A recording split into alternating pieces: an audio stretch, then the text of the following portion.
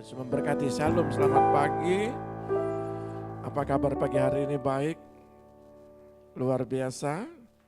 Puji Tuhan. Terima kasih buat pujian dan penyembahan kita pagi hari ini. Bapak Ibu, adik-adik sekalian yang terkasih, ya, saya sangat merindukan Bapak Ibu dan saudara-saudara sekalian untuk masuk di dalam rencana Tuhan. Apapun yang bergolak bagi bangsa kita, tidak ada suatu kebetulan saya bagikan tentang firman Tuhan. Ya, anak-anak Tuhan akan tetap dipelihara. Kita tetap berdoa buat bangsa kita, supaya bangsa kita benar-benar ada dalam lindungan Tuhan. Ya, tetapi saudara harus mengerti, apapun bisa terjadi.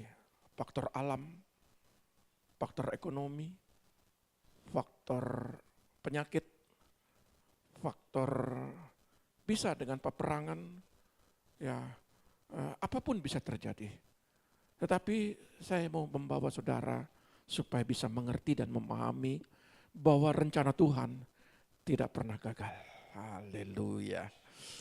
Ya, rencana Tuhan tidak pernah gagal bagi saudara dan saya.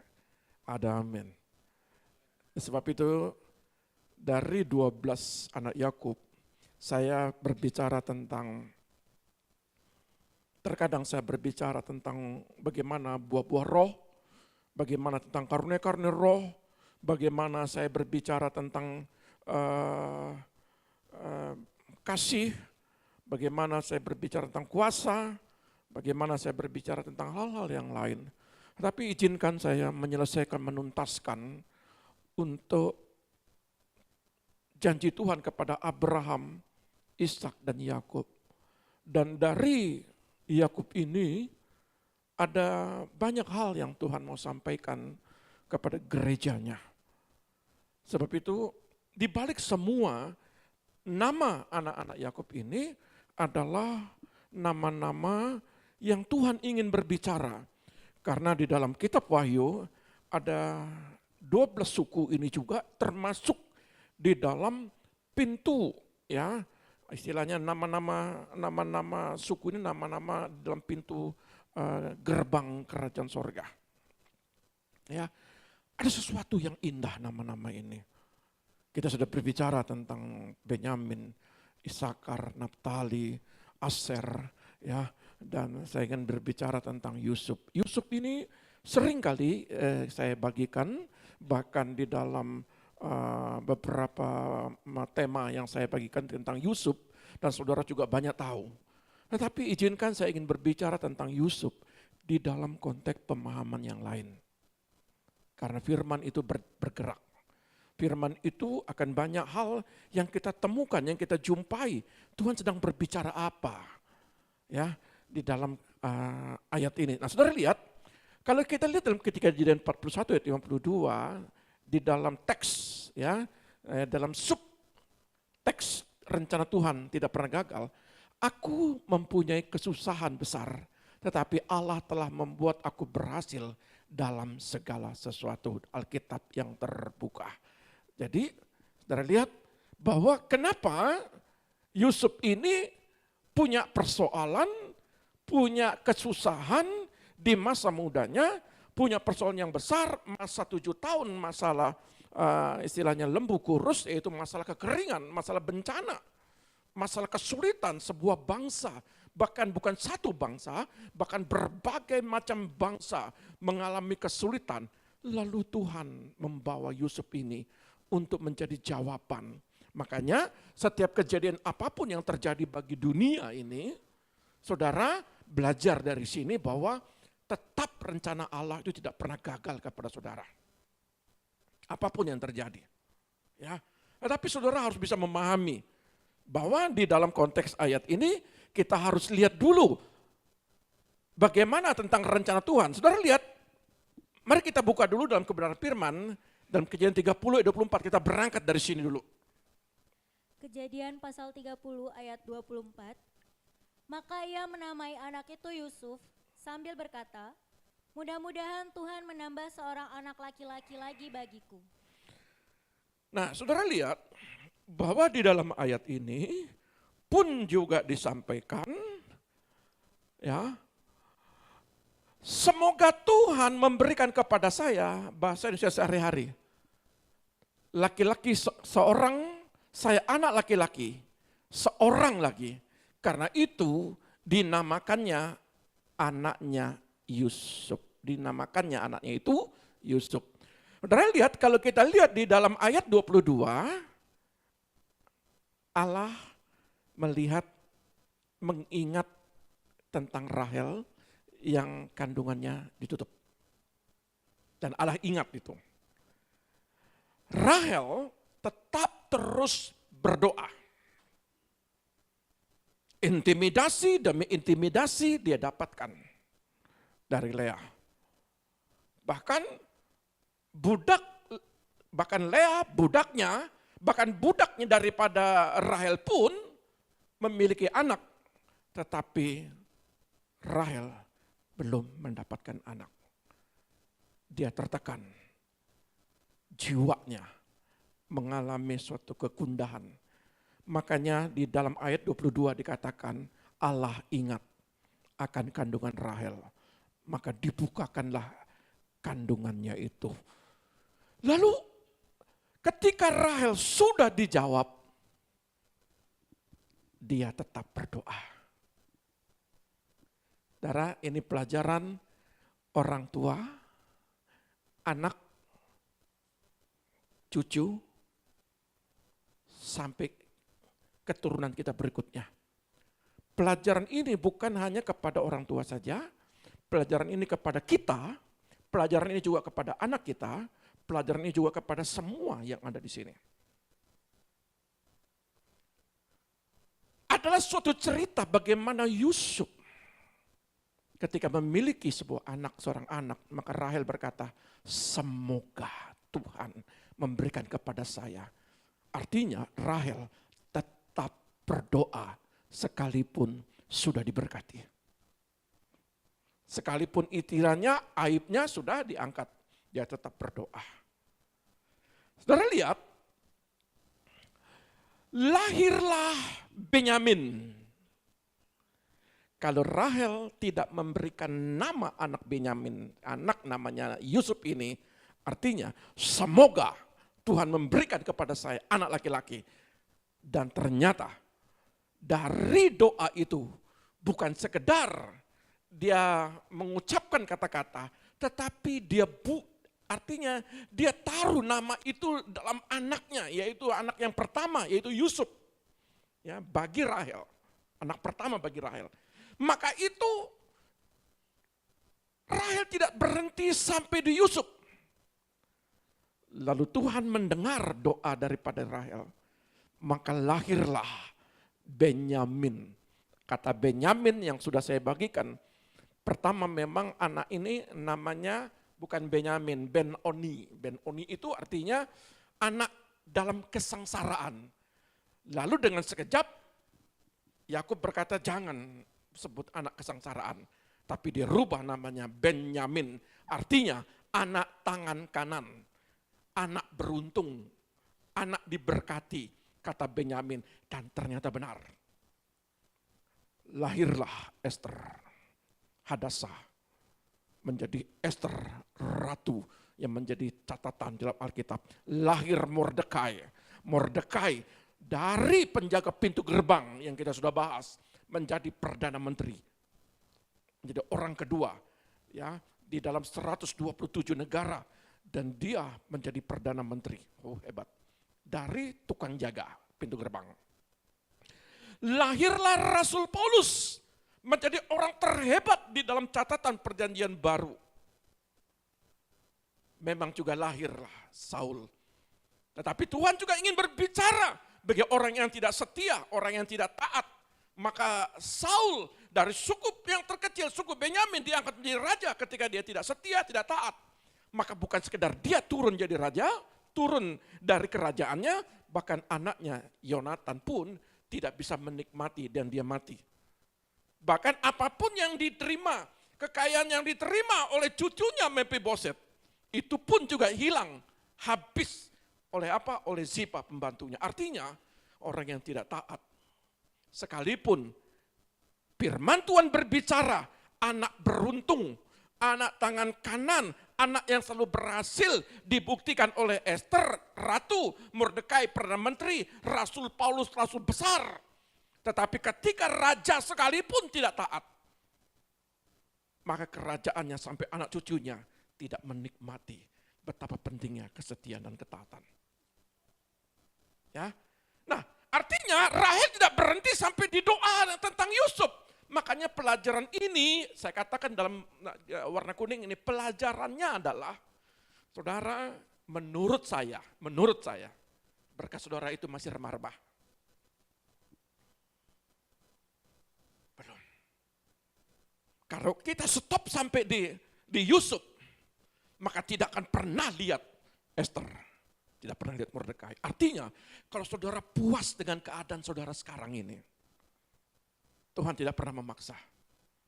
Semakin saudara diberkati, semakin saudara rindu, semakin saudara mengasihi Tuhan. Karena ke depan, sekalipun masa sulit, masa sukar, rencana Allah besar terhadap diri saudara. Dan tidak cukup sampai di Yusuf. Ada hal yang besar bagi diri saudara dan bagi keturunan-keturunan saudara. Ya. Oleh sebab itu, saya harus menjelaskan dulu Yusuf sekalipun sudah dibagikan. Karena ada sebuah hikmat bagaimana riwayat Yusuf dalam agenda Allah dari umur 17 sampai umur 30. Ini saya dapat hikmat. Saya menceritakan, membagikan secara terpisah. Tetapi saya ingin membagikan secara satu slide. Bagaimana perjalanan Yusuf umur 70 tahun sampai umur 30 tahun. Tidak mudah. Perlu kita memahami kenapa kita itu tidak mau belajar. Bagaimana menjadi Yusuf ini sesuai di dalam kitab Kejadian pasal 49 di situ ada janji-janji Tuhan. Bahkan di sana dikatakan Yusuf seperti pohon buah-buahannya muda. Pohon buah-buahannya muda yang pada mata air, artinya dia begitu subur. Bahkan dalam kitab Ulangan, Musa juga menyampaikan, Yusuf adalah orang yang paling terutama. Yusuf menikmati hal-hal yang paling baik. Di gunung-gunung, di lautan, dimanapun, lembu dan semuanya, dia yang paling terbaik yang diberikan. Yusuf diberkati sangat luar biasa. Makanya tidak heran dia menjadi Perdana Menteri. Tapi saudara harus tahu, proses itu mulai dari umur 17. Jadi tidak serta-merta bahwa Yusuf adalah orang kedua menjadi Perdana Menteri di Firaun, Mesir. Kita belajar di sini, ada banyak anak-anak Tuhan, dia gagal dalam kehidupannya. Bahkan banyak anak-anak Tuhan yang terhilang, meninggalkan Tuhan, kembali kepada Mesir. Saudara, apapun itu, sehebat apapun itu, keluar dari iman percayamu kepada Yesus, sia-sia hidup. Yesus menjadi suatu komitmen saudara. Tetapi seringkali perjalanan hidup membuat saudara jenuh. Perjalanan hidup dari orang tua sampai ke anak, sampai ke cucu. Lalu kita berpikir, kenapa anak saya begini ya? Kenapa cucu saya begini ya? Kenapa suami saya begini ya? Kenapa istri saya begini ya? Kalau memang begini, mari kita belajar bagaimana agenda Allah terhadap Yusuf. Supaya kita bisa memahami dan kita belajar, Tuhan saya salah, Tuhan saya ingin memperbaikinya Tuhan. Itu jauh lebih bijaksana. Sebab itu mari kita lihat. Saudara, saya mulai dari kitab Kejadian 37, walaupun ini sudah sering dibagikan, tapi kita lihat dulu ayat 2a. Kejadian 37 ayat 2a. Inilah riwayat keturunan Yakub. Yusuf tatkala berumur 17 tahun. 17 tahun. Jadi masih muda, biasa mengembalakan kambing domba. Sudah dia bekerja juga. Terus? Bersama-sama dengan saudara-saudaranya. Ya. anak-anak Bilha dan Zilpa, kedua istri ayahnya. Terus, Ayat 4, setelah dilihat oleh saudara-saudaranya bahwa ayahnya lebih mengasihi Yusuf dari semua saudaranya, maka bencilah mereka itu kepadanya dan tidak mau menyapanya dengan ramah. saudara lihat, Yusuf dibenci. Dari umur 17, makanya saya kasih bagan, struktur. Dari umur 17, Yusuf sudah dibenci oleh saudara-saudaranya. Karena bapaknya begitu sangat mengasihi, memberikan pakaian yang terindah bagi dia. Ya, dia bekerja, mengembalakan kambing dan domba, iya dia bekerja. Tetapi memang ada promosi-promosi, karena apa? Orang yang setia kepada mengasihi, menyenangkan hari orang tuanya, maka ada promosi. Makanya saya bilang kepada saudara, saudara menyenangkan hati orang tua, ada promosi dari orang tua. Saudara menyenangkan hati Tuhan, maka ada promosi dari Tuhan. Tidak heran jubahnya diberikan yang terindah. Ya, makanya saya mau bilang kepada saudara, ayolah, berhentilah kau melukai hati orang tuamu. Amin. Amin. Amin. Amin. Saudara, kalau orangnya akan diberkati, tapi kita mesti belajar dari sini. Lalu saudara lihat, Kejadian 37 ayat 5 dan 11. Mulai agenda Allah. Ketika dia menjadi pribadi umur 17 tahun, sekalipun dia dibenci, tetapi dia tidak membenci saudaranya. Dia mengasihi, dia menghormati orang tuanya. Yusuf, kamu kerja menjadi pengembala kambing domba. Iya Bapak. Dia lakukan itu. Maka dalam Kejadian 37 tiba-tiba dia bermimpi. Tolong jelaskan. Kejadian 37 ayat 5-11. Pada suatu kali bermimpilah Yusuf. Lalu mimpinya itu diceritakannya kepada saudara-saudaranya. Sebab itulah mereka lebih benci lagi kepadanya. Ketika saudara dapat pesan-pesan Tuhan, ketika saudara diberkati, jangan heran ada banyak orang yang iri kepadamu. Jangan heran. Terus? Karena katanya kepada mereka, coba dengarkan mimpi yang kumimpikan ini. Tampak kita sedang di ladang mengikat berkas-berkas gandum, lalu bangkitlah berkasku dan tegak berdiri. Kemudian datanglah berkas-berkas kamu sekalian mengelilingi dan sujud menyembah kepada berkasku itu. Coba lihat, berkas-berkas itu semua daripada 11 berkas menyembah satu berkas. Lalu apa dia katakan? Terus? Lalu saudara-saudaranya berkata kepadanya, apakah engkau ingin menjadi raja atas kami? Apakah engkau ingin berkuasa atas kami? Jadi makin bencilah mereka kepadanya karena mimpinya dan karena perkataannya itu. Lalu ia memimpikan pula mimpi yang lain yang diceritakannya kepada saudara-saudaranya. Katanya, aku bermimpi pula, tampak matahari, bulan, dan 11 bintang sujud menyembah kepadaku. Setelah hal ini diceritakannya kepada ayah dan saudara-saudaranya, maka ia ditegur oleh ayahnya. Mimpi apa mimpimu itu? Masakan aku dan ibumu serta saudara-saudaramu sujud menyembah kepadamu sampai ke tanah? Maka iri hatilah saudara-saudaranya kepadanya, tetapi ayahnya menyimpan hal itu dalam hatinya. Dari lihat ya, dari bagan ini perjalanan umur 17 sampai 30, ternyata ada mimpinya Yusuf di tengah-tengah perjalanan umurnya. Mimpinya berkas-berkas, 11 berkas menyembah, bulan bintang, matahari bulan bintang menyembah aku. Itu pesannya.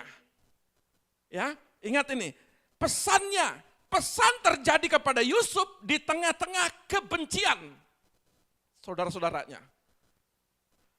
Tuhan ingin membawa agendanya kepada saudara, tetapi perjalanan hidup saudara, sedangkan perjalanan hidup kita ada liku-liku kehidupan. Apakah dari keluarga, apakah dari pekerjaan, apakah dari teman-teman sekerja, atau dari siapa saja bisa terjadi. Sekarang tergantung adalah bagaimana Yusuf ini menggenapi agenda Allah dalam mimpinya itu. Itu yang terpenting bagi kita. Dan banyak orang tidak mau belajar dengan Yusuf ini. Bagaimana menggenapi rencana Allah dalam hidupnya. Sekalipun umurnya baru belasan. Ingat, ini baru belasan. Belum sampai 20 tahunan. Ya. Lalu, saudara, dalam Kejadian 37 ayat 20. Ayat 20. Sekarang, marilah kita bunuh dia dan kita lemparkan ke dalam salah satu sumur ini. Lalu kita katakan, seekor binatang buas telah menerkamnya. Ada banyak orang termasuk saudara-saudara Yusuf ingin membunuh rencana Allah. Ingin membungkam rencana Allah dalam hidupmu. Mungkin itu pertengkaran kah?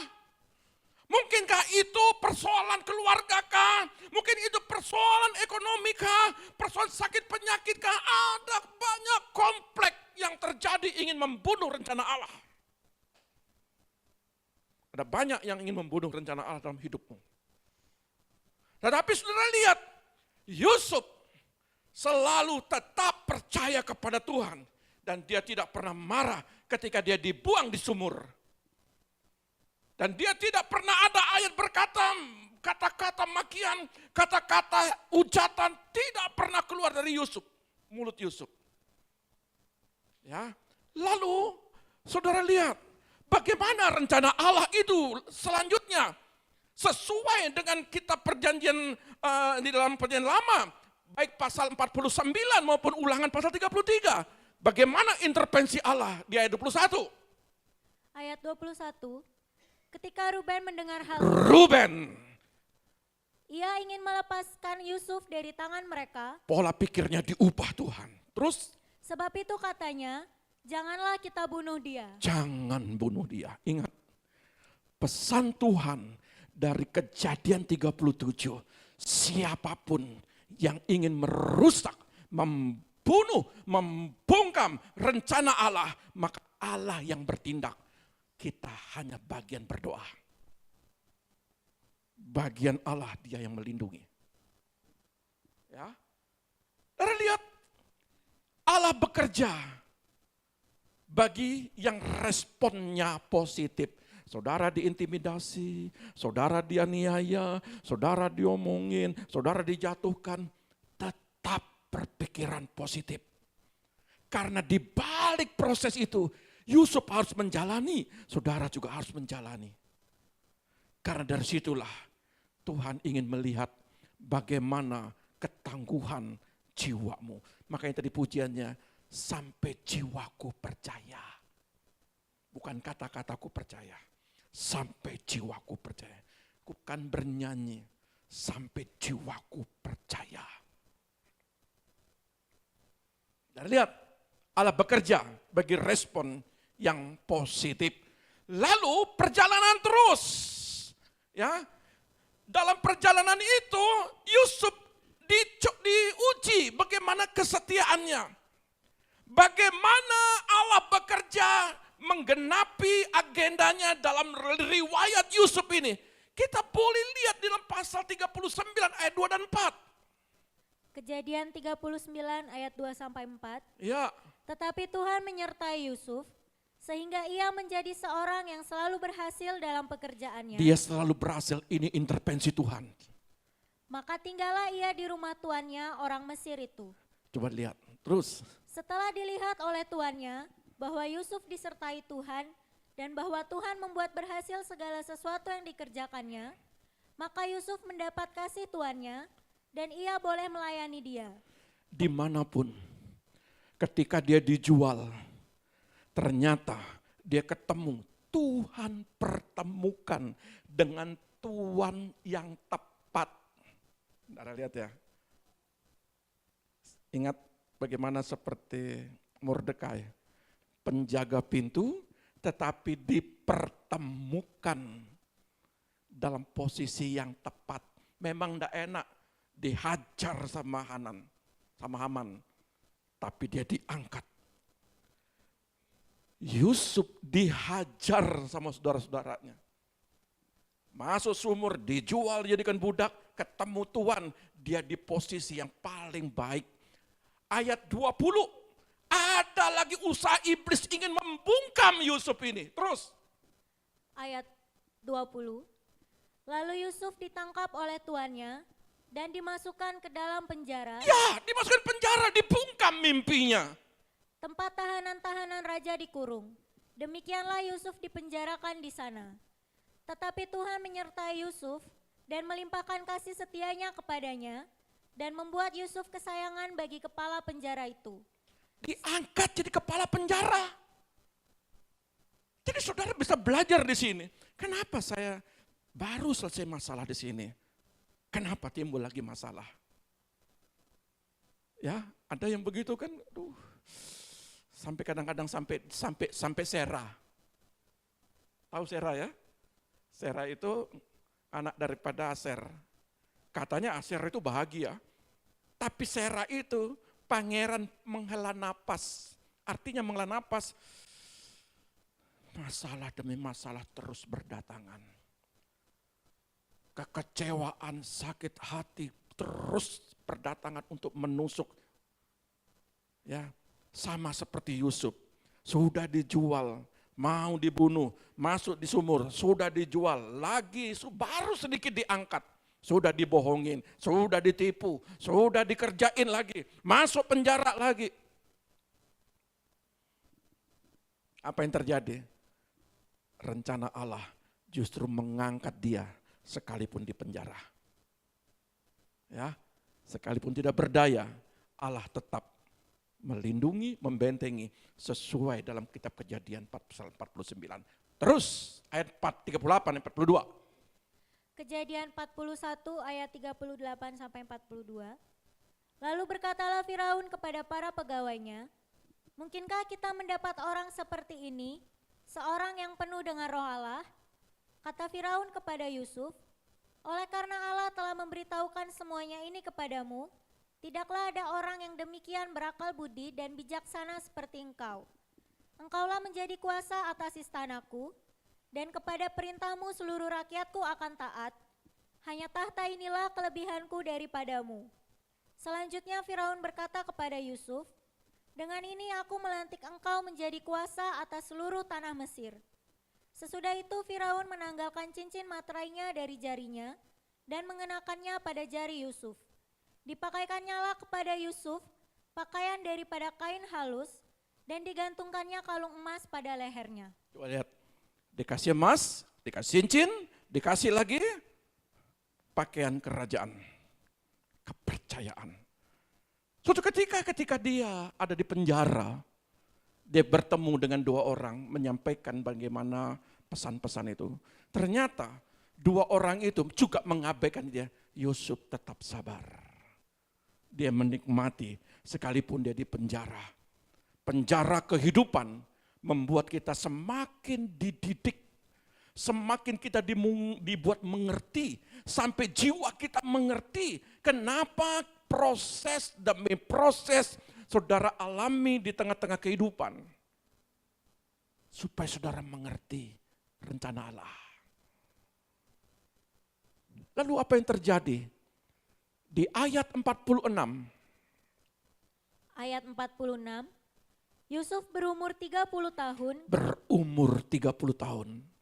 ketika ia menghadap Firaun Raja Mesir itu. Saudara lihat, 13 tahun dari dibenci, dari dibuang, sampai jadi orang kepercayaan Firaun. 13 tahun. Saudara berapa tahun turun naik? Berapa tahun? Ada banyak kehilangan kasih sayang Tuhan, anugerah Tuhan. Oleh karena apa? Karena kita tidak setia sama Tuhan. Ketika kita dihakimi, ketika kita dilukai, kita membalas. Dan kita suka bertengkar. Yusuf tidak bertengkar sama saudaranya.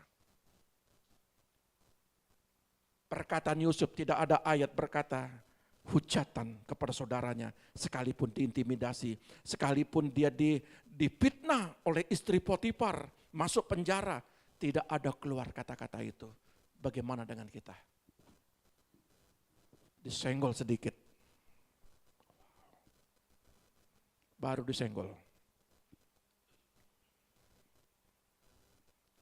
Bagaimana mau diberkati?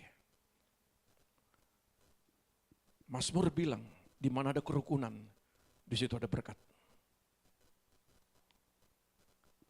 Coba belajarlah dengan Yusuf ini. Makanya kalau sampai hari ini, saudara tidak bisa melihat hari esok dengan sukacita. Ya karena kita sendiri yang membuat kesalahan. Kita mudah sekali tergores oleh saudara-saudara Yusuf ini. Tapi Yusuf tidak. Tapi kita, saudara-saudara seiman kita, gampang sekali tergores. Kalau tidak cocok dengan hati kita, kita sudah nggak mau lagi. Ya, dengan raut wajah yang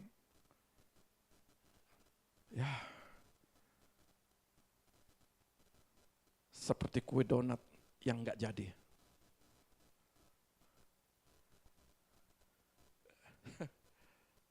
Tahu maksudnya? Ada donat yang nggak jadi ternyata. Ibunya pernah mau buat aja donat kok kayak begini, karena ibunya yang buat. Kita bilang, Yosua bilang enak mah. Karena apa? Karena ibunya yang buat. Padahal kalau saya lihat, bapak belur. Tapi karena sangat menyayangi orang tua, apapun yang dibuat, itulah seperti Yusuf. Apapun itu tetap indah dipandang mata. Ya, kalau saudara mau lihat hari-hari depan dengan penuh kebahagiaan, belajar untuk tersenyum. Belajar aser, belajar pelihara sukacita, belajar bahagia, pelihara kebahagiaan. Maka kita sudah belajar bagaimana seperti Yusuf diintimidasi, dianiaya, dibenci, dibuang, dijual, dipenjara, dilupakan. Tetapi rencana Allah tidak pernah gagal. Tuhan pakai segala cara. Bagaimana Yusuf ini yang 13 tahun setia, semakin dia setia. Karena apa? Karena sesuai dengan namanya. Ibunya bilang, berikan aku semoga. Aku dapat berikan keturunan laki-laki yang lain. Kata semoga artinya ada doa. Yusuf ini identik penyembahan, identik ucapan syukur, identik doa. Makanya proses 13 tahun ucapan syukur. Orang ucapan syukur, ulang tahun, lulus, semua ucapan syukur. Tapi kalau menderita, jarang ada ucapan syukur. Bangkrut, ucapan syukur. Ayo dong, sekali-sekali. Saudara dibohongin orang, ditipu orang. Pak Pendeta besok ucapan syukur. Ngapain? Ya, saya ngalamin kerugian berapa? 50 juta. Ucapan syukur. Itu jarang terjadi. Biasanya kalau diberkati itu ucapan syukur. Amin. Betul, sesuai dengan apa yang saya maksud. Ya. Saudara jarang mengucap syukur ketika mengalami kerugian, tetapi Yusuf tidak. Ya. Nah, inilah adalah riwayat Yusuf. Ya. Lalu saya ingin berbicara dari 17 sampai 30 tahun lalu, saudara lihat, ya, di dalam apa yang menyebabkan janji Tuhan kepada Yusuf tergenapi. Apa yang menyebabkan selama 13 tahun itu? Apa yang menyebabkan? Nah, ini perlu kita pelajari. Nah, dan lihat, mari kita melihat. Ya, pertama, dia melupakan masa lalu. Setelah dia dipercaya umur 30 tahun, ingat ya, makanya saya bicara tentang riwayat. Kalau saudara nanti berbicara bagi anak-anak Yusuf, kalau tidak mengerti riwayatnya, kita blank. Ya.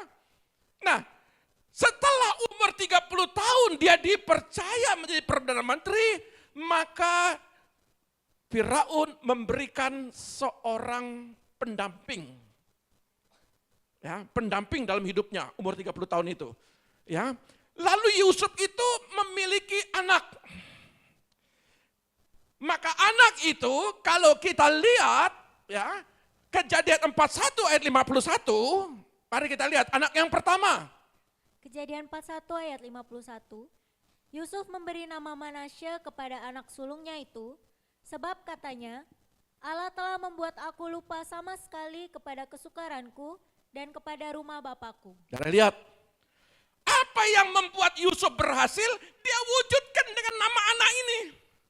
nama Manasye adalah Yusuf menamai anak pertamanya Manasye, ia dinamai demikian karena Yusuf berkata, Allah membuat aku lupa akan semua kesusahanku dan semua yang ada di rumah ayahku yang mengintimidasi, yang menjual, yang memenjarakan dia, yang bahkan yang melukai hatinya selama 13 tahun itu. Saudara, 13 tahun dia katakan nama Manasye, Allah melupakan masa kelamku. Allah melupakan orang-orang yang mencaci makiku, yang menjual aku, bahkan yang membungkam rencana Allah dalam hidupku. Pelajaran ini adalah lupakan setiap orang-orang yang melukai hatimu. Kadang-kadang 1 minggu, 1 bulan diingat terus. Bahkan ada yang sampai setahun, bertahun-tahun masih ingat kesalahan-kesalahan yang. Ada yang masih ingat? Tidak bagi Yusuf. Mau Yusuf, kenapa Yusuf itu berhasil? Karena dia sebut nama anak Manasye. Aku lupakan masa laluku. Orang-orang yang melukai aku lupakan itu semua. Tapi kalau sampai hari ini saudara tidak bisa memaafkan orang lain, saudara bukan Manasye. Bukan. Saudara tidak bisa akan masuk rencana Allah selama saudara masih ingat kesalahan orang lain.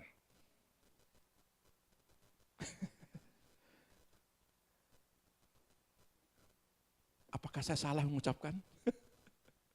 Tidak ya? Saudara kalau masih ingat kesalahan orang lain, berarti saudara sedang merusak, membungkam rencana Allah dalam hidupmu. Lupakan. Itulah Yusuf memberi nama Manasye. Dia lupakan. Allah membuat aku lupa. Dan dia berjalan di dalam rancangan Allah ke depan. Berjalan dalam agenda Allah ke depan. Dan dia tidak lagi melihat apa yang di belakang. Nah, lalu anak yang kedua. Ayat 52. Ayat 52. Dan kepada anaknya yang kedua diberinya nama Efraim. Sebab katanya, Allah membuat aku mendapat anak dalam negeri kesengsaraanku. Yusuf menamai anak keduanya, Alkitab yang terbuka.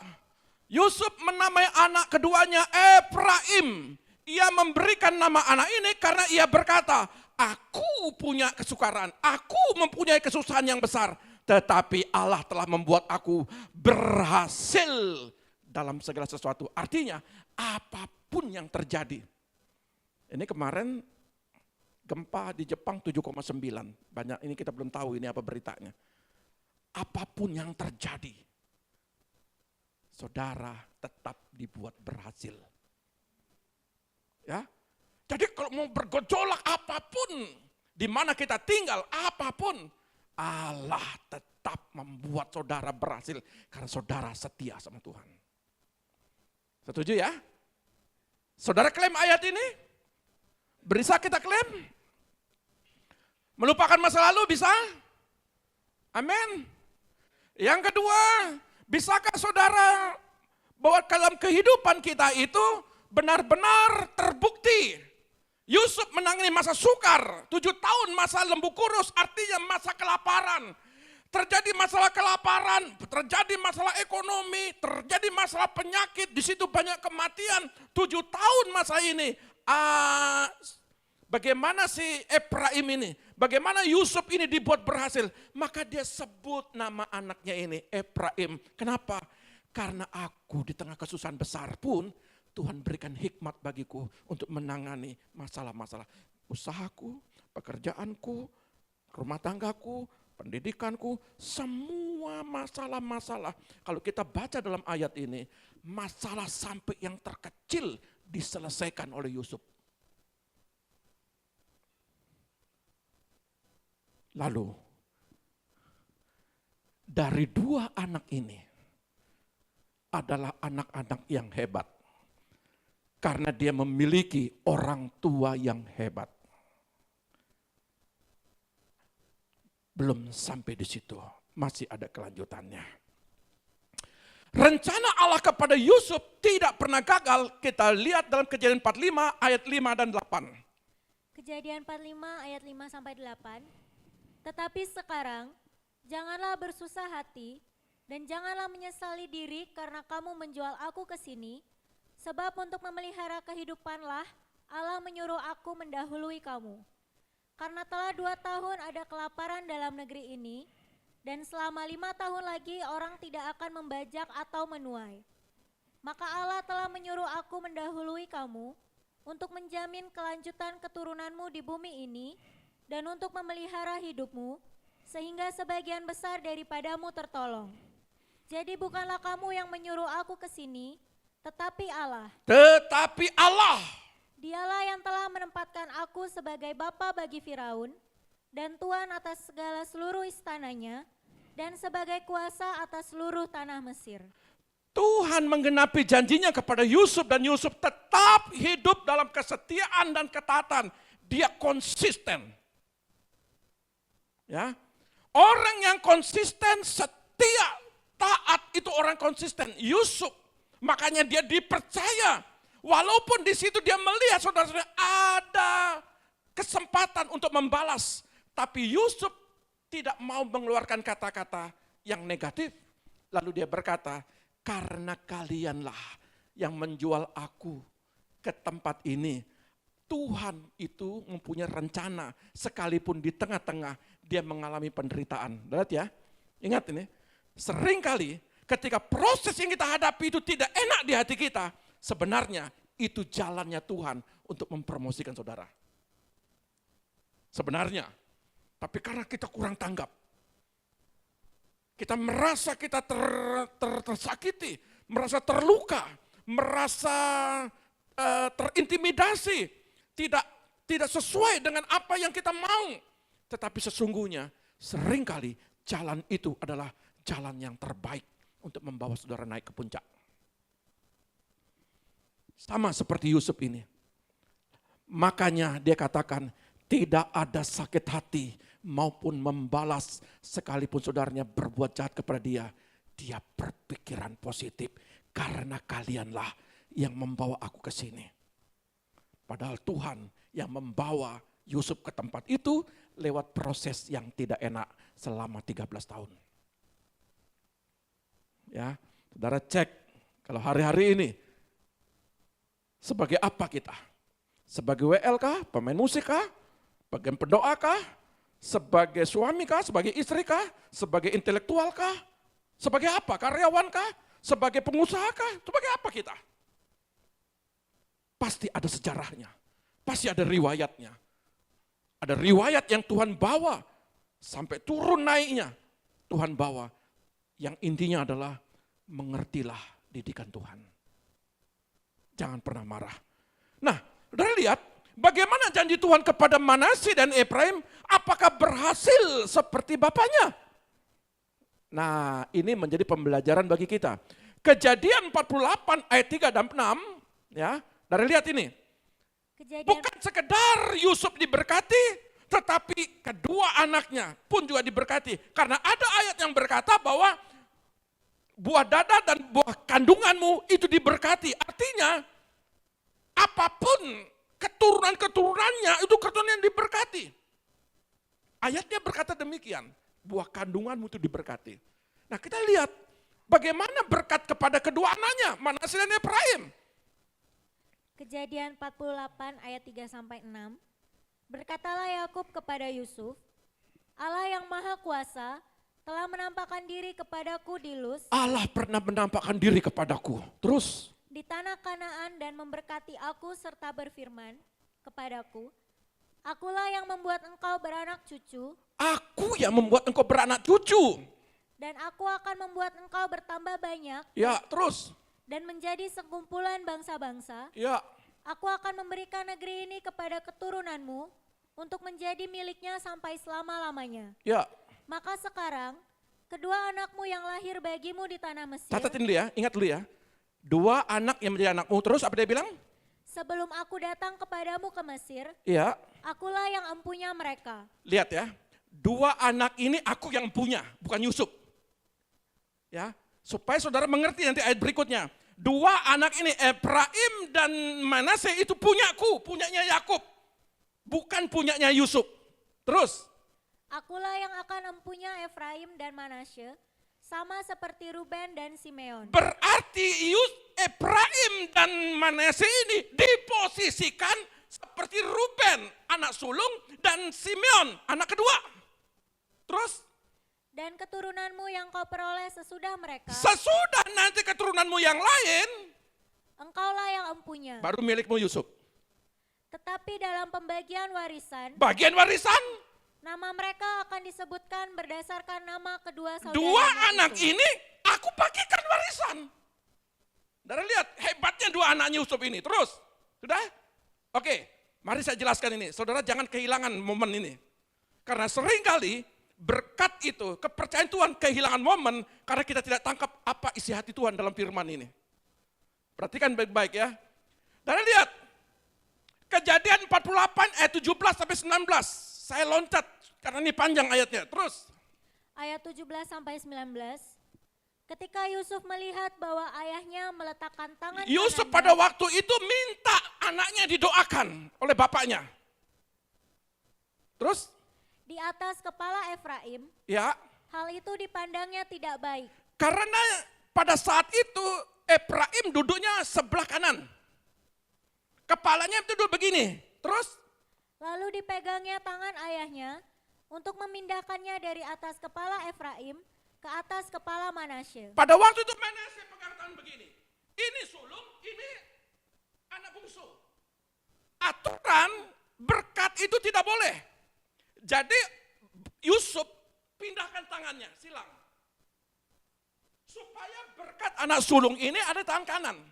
Makanya pada waktu kita lakukan pernikahan kudus, itu tidak boleh istri tangan kanan, tidak boleh.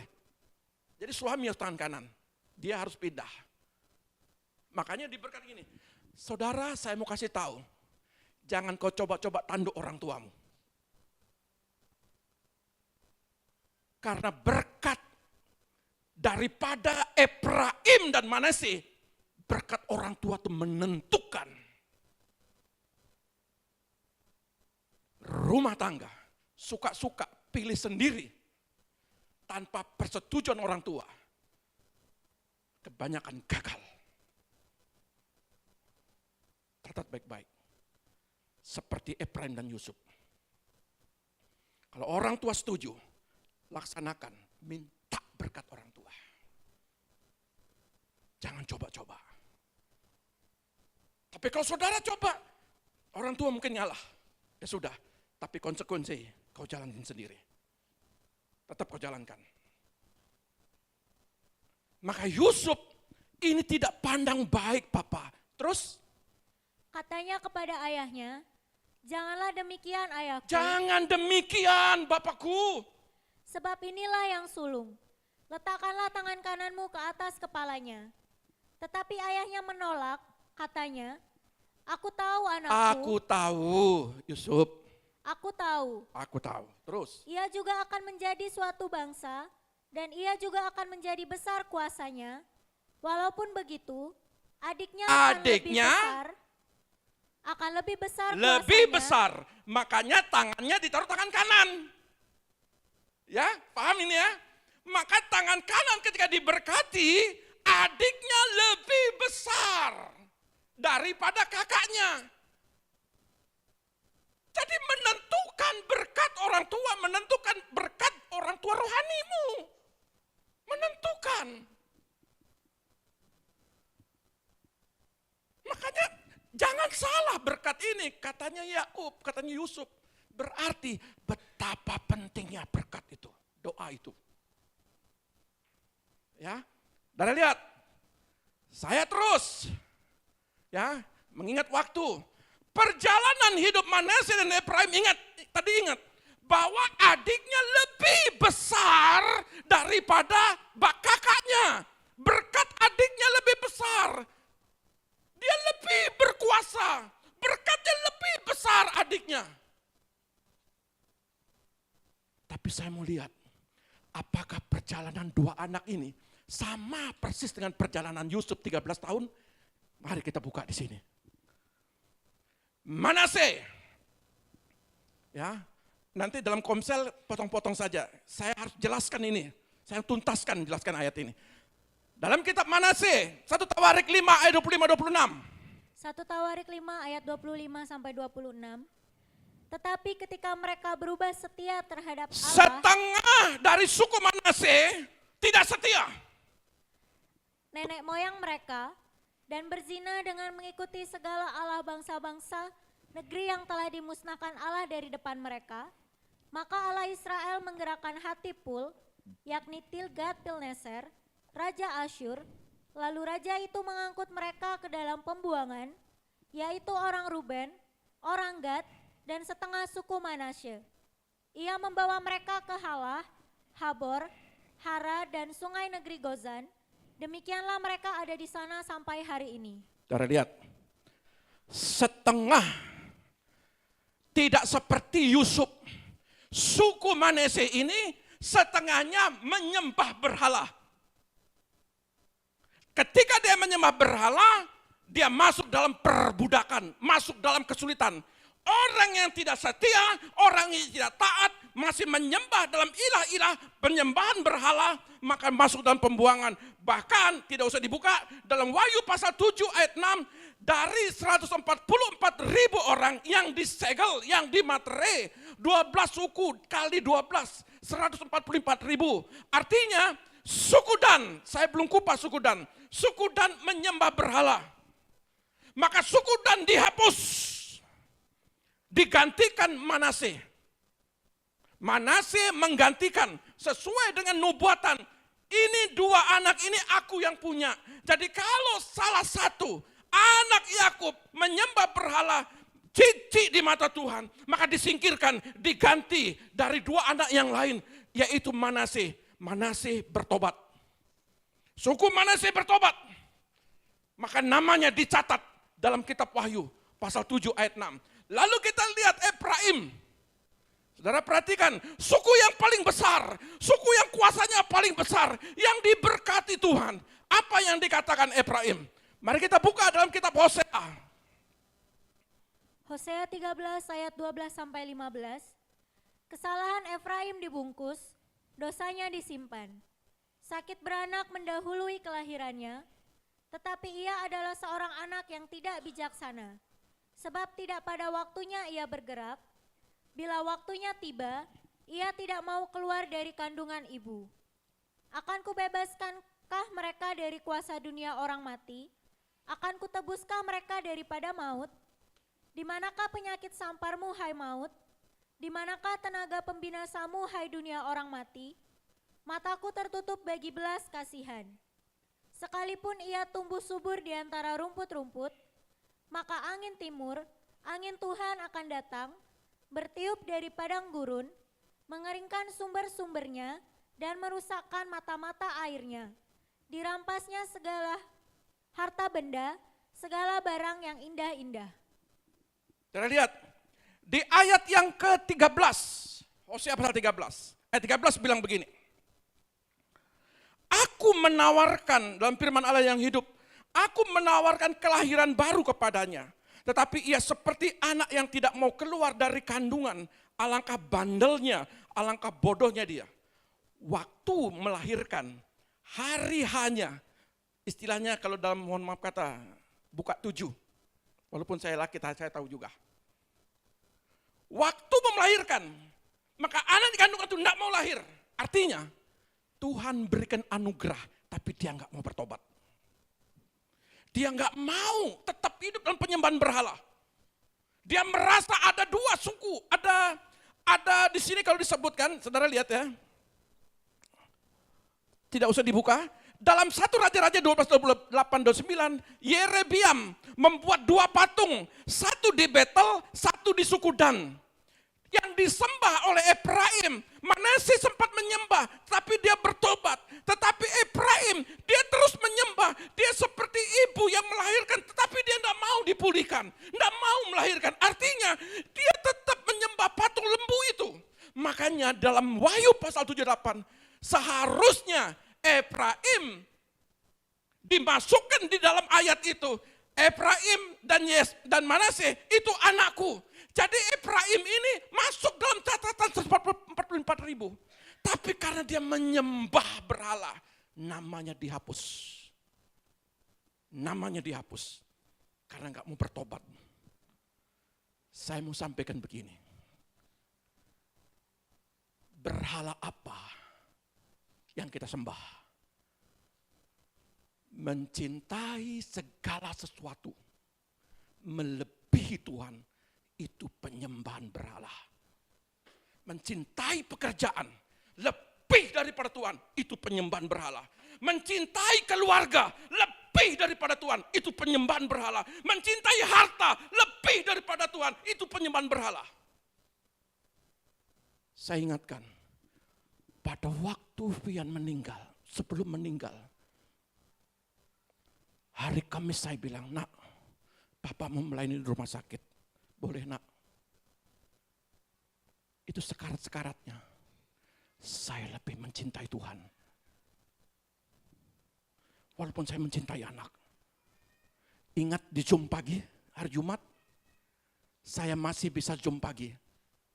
Begitu selesai Zoom, ibunya panggil, anakmu, anakmu, anakmu. Dan di situ koma. Berapa jam kemudian meninggal.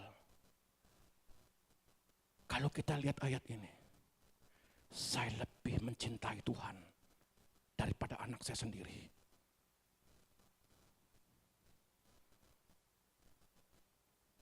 Karena saya tidak mau mendoakan Tuhan. Sekalipun saya mengasihi dia. Sampai hari ini saya tetap ke tempatnya dia. Saya tidak bilang kuburan, kita ke rumah kakak. Saya masih mencintai dia. Tapi saya tetap mencintai Tuhan lebih daripada segalanya. Cintai kerjaan melebihi doamu. Itu berhala. Makanya kenapa Yusuf diberkati. 13 tahun percepatan. Karena dia mengutamakan Tuhan di balik kesengsaraan dia.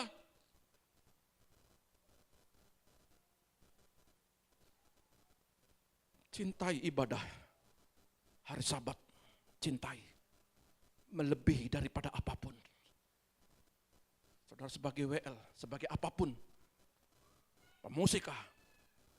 Asarkah. Kalau memang waktunya untuk Tuhan, engkau pisah-pisah. Mana Tuhan, mana pekerjaan. Pisah. Saudara harus komitmen di sini. Karena tidak cukup sampai di Yusuf. Harus Benyamin. Karena ada hal besar yang Tuhan percayakan kepadamu. Tapi seringkali Benyamin tidak terjadi atas hidup kita. Karena kita tidak setia sama Tuhan. Kita terlalu banyak kali alasan sama Tuhan. Hidup mati saya besok tidak ketemu lagi. Ketika saya pulang, saya sudah tidak bisa komunikasi sama Fian. Tapi bagi saya, di sorga saya akan komunikasi sama dia. Tapi cintaku sama Tuhan tidak pernah menghalangi, melalaikan apa tugasku kepada Tuhan. Makanya saya jelaskan urutannya. Makanya kenapa Efraim Yusuf menamai anak keduanya Efraim. Ia memberikan nama ini karena dia berkata, aku mempunyai kesusahan besar, tapi Allah telah membuat aku berhasil dan dari segala sesuatu. Kenapa Efraim gagal? Karena itu salahnya sendiri. Kenapa kita gagal? Karena kita tidak setia. Sama Tuhan banyak alasan.